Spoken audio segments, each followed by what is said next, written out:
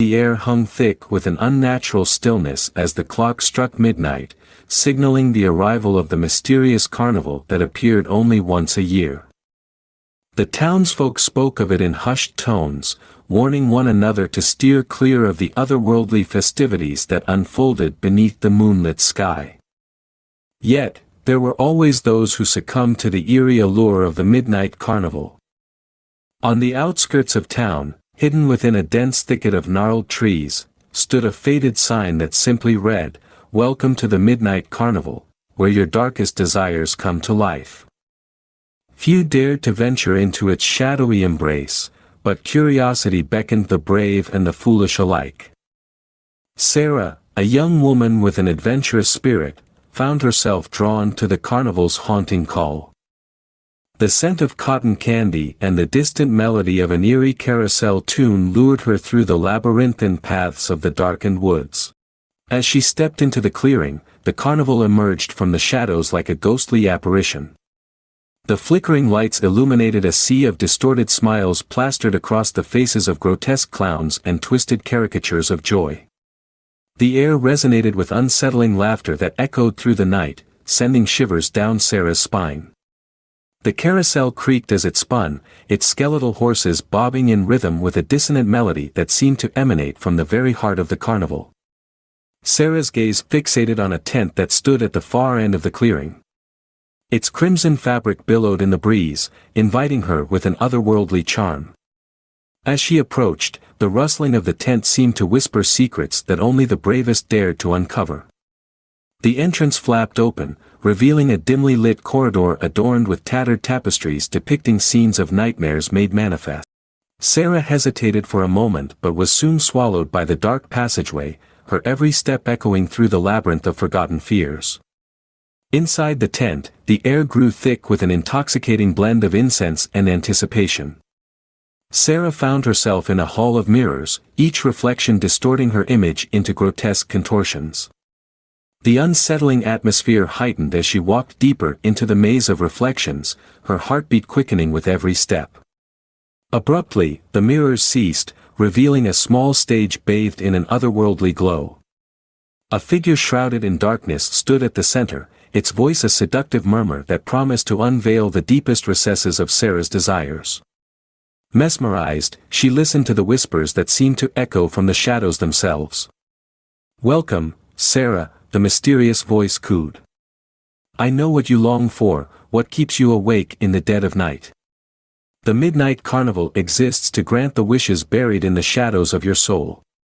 Sarah's eyes widened in disbelief, and yet, a spark of curiosity ignited within her. She hesitated, contemplating the forbidden desires she had hidden even from herself. As the voice promised to reveal her darkest secrets, she succumbed to the allure, allowing the carnival to plunge her into a surreal world where nightmares and fantasies danced as one. The following hours blurred into a phantasmagoria of sensations. Sarah wandered through twisted corridors, encountering monstrous entities that whispered her deepest fears and desires. The carnival seemed to feed on the very essence of her soul, each attraction pushing her further into the abyss of her own consciousness. As the first light of dawn approached, Sarah stumbled out of the tent, disoriented and drained. The once vibrant carnival now appeared faded, its grotesque inhabitants frozen in macabre poses. She retraced her steps through the silent woods, haunted by the echoes of her nightmarish journey. Days turned into weeks, and Sarah struggled to shake off the lingering shadows that clung to her every waking moment. The townsfolk, unaware of her descent into the midnight carnival's depths, sensed a profound change in her demeanor. Her once bright eyes now held a haunted glint, and a sinister smile played on her lips whenever someone mentioned the forbidden spectacle. One night, as the clock struck midnight once more, Sarah found herself drawn to the outskirts of town. The carnival's call echoed in her mind, a siren song that refused to be silenced. She approached the faded sign, its letters now appearing as though etched in blood. The woods whispered as she delved into their heart, the carnival emerging from the shadows once again. However, this time, there was no hesitation in Sarah's stride. She navigated the darkened paths with a purpose, her eyes aflame with a sinister determination. The tent welcomed her with open flaps, the air within thick with the scent of ancient rituals. The mirrors reflected her distorted image, but Sarah paid them no mind. She reached the stage, the mysterious figure awaiting her in the same pool of otherworldly light. "You have returned, Sarah," the voice murmured. "What is it that you seek, now that you have tasted the forbidden fruits of the midnight carnival?" Sarah's lips curled into a malevolent grin as she revealed the truth hidden within her soul. "I seek not just my own desires but the desires of the carnival itself. I am its harbinger, and together, we shall weave nightmares into reality." The figure on the stage chuckled, a sound that resonated with ancient malevolence. The carnival, sensing the darkness that now consumed Sarah, came alive in a symphony of horrors. The shadows danced to her command, and the once faded attractions pulsed with an unholy energy. As the first light of dawn approached, the carnival dissolved back into the shadows, leaving behind a transformed Sarah. Her eyes glowed with an otherworldly radiance, and an insatiable hunger for the forbidden fueled her every step.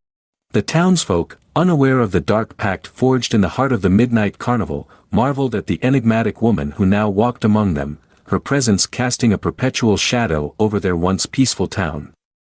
And so, the midnight carnival continued its cyclical dance, ensnaring those who dared to succumb to the allure of their deepest desires, weaving a tapestry of nightmares that bled into the fabric of reality itself. The town became a puppet in the hands of the carnival's puppeteer, a darkened stage where the boundary between dreams and reality dissolved into an eternal night.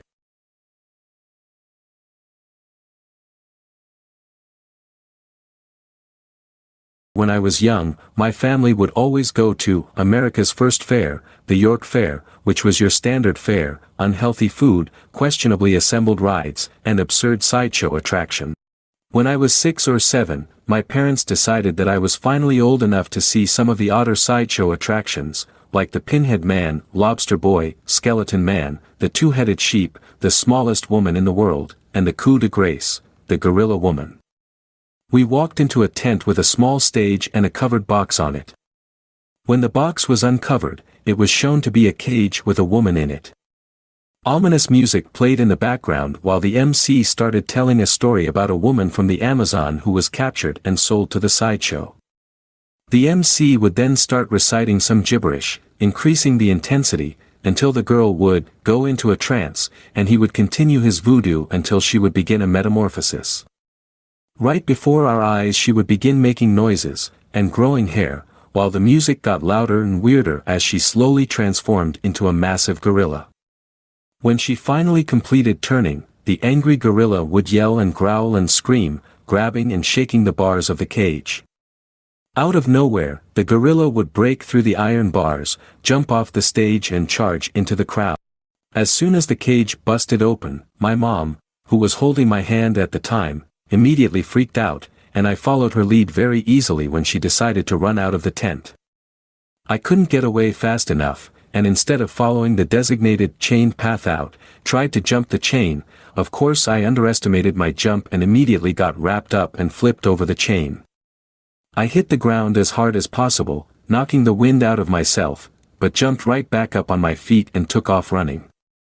Later on I would come to realize it was an obvious illusion, based on Pepper's ghost, but for the time, it was probably the most terrifying thing I'd experienced in real life.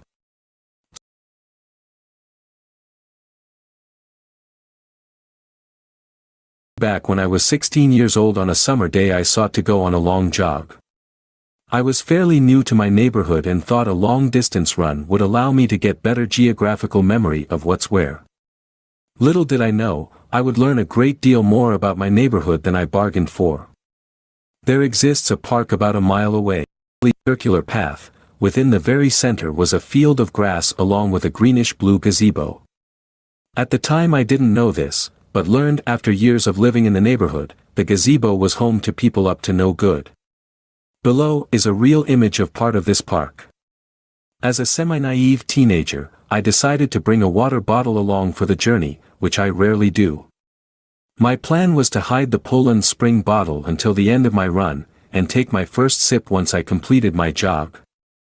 I ran 2 slow laps across the park, and I noticed a handful of people nearby.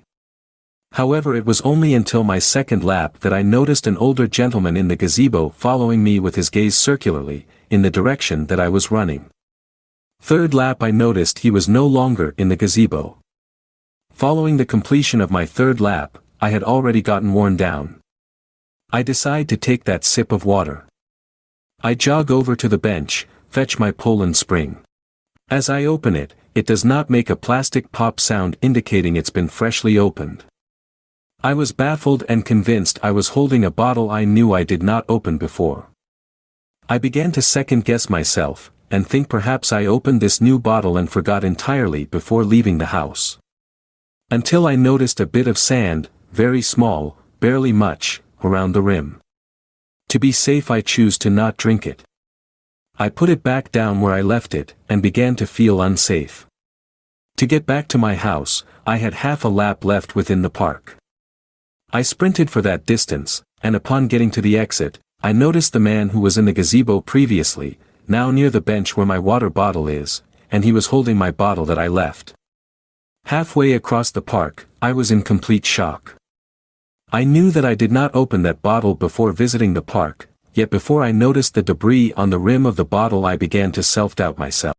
I would have thought to this day that I was being silly for not drinking out of that water bottle, but seeing that man holding my bottle halfway through the park solidified my caution, and to this day makes me think twice about my safety whenever visiting a new location.